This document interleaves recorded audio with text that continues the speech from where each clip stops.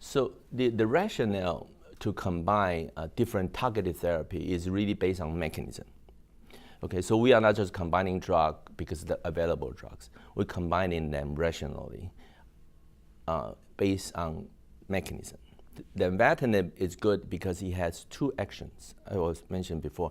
It works on VEGF receptor, also works on FGF receptor. So there are two mechanisms. mTOR inhibitor is the third mechanism. So when you want to combine drug, you need to figure out you are combining different mechanisms instead of combining the same mechanism. When you combine the same mechanism, lots of time you are increasing the toxicity. You're not actually generating more. So the key is to combine different mechanisms. So that's why if you want to use mTOR inhibitors, mTOR is one pathway, and the VEGF is another pathway. And then lenvatinib has VEGF plus FGF. And FGF is important in kidney cancer is because FGF has been shown to be involved in the bypass when patients develop resistance to anti-VEGF type of treatment. There is strong evidence in support of the combination of lenvatinib and everolimus. mTOR inhibition has been a main target with clinical efficacy proven in phase 3 trials of two agents, temsirolimus in the poor risk frontline setting, and based upon the RECORD-1 study of several years ago, everolimus as an agent with activity in the refractory patient population. Some of that clinical evidence in support of mTOR was based simply on observations over the past several decades that patients with poor risk disease or those that develop refractory disease have increased P10 and increased mTOR activity. This could be observed in renal cell lines. Combining that pathway inhibition with VEGF inhibition has always been of interest. Unfortunately, a series of trials reported at meetings such as ASCO and ESMO several years ago showed that combinations with everolimus and temsirolimus were not viable, excess toxicity without much gained efficacy. Lenvatinib is a novel agent that inhibits VEGF at very potent levels, almost as potently as any of the single VEGF targeted agents, but also inhibits FGF.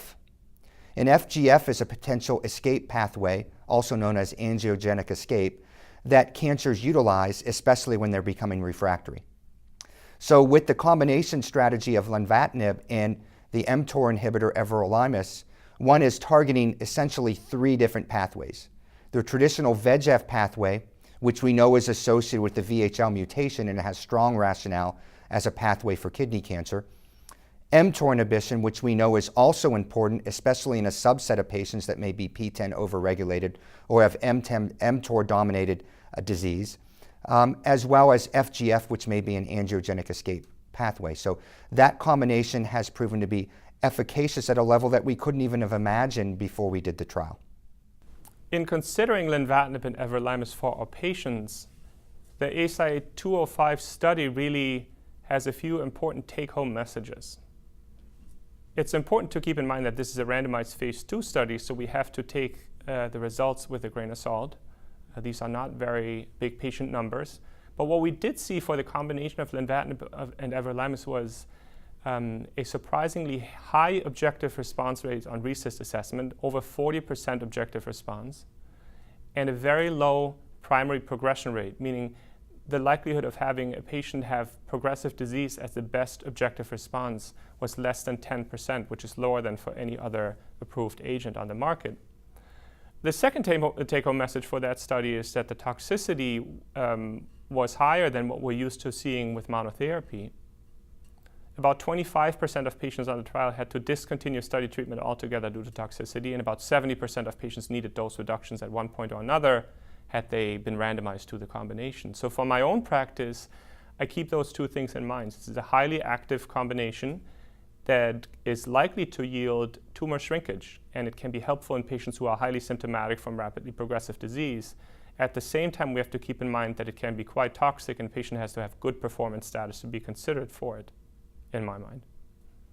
The safety profile of lenvatinib and everolimus is not unsurprising given the toxicities that we see with each agent as individuals.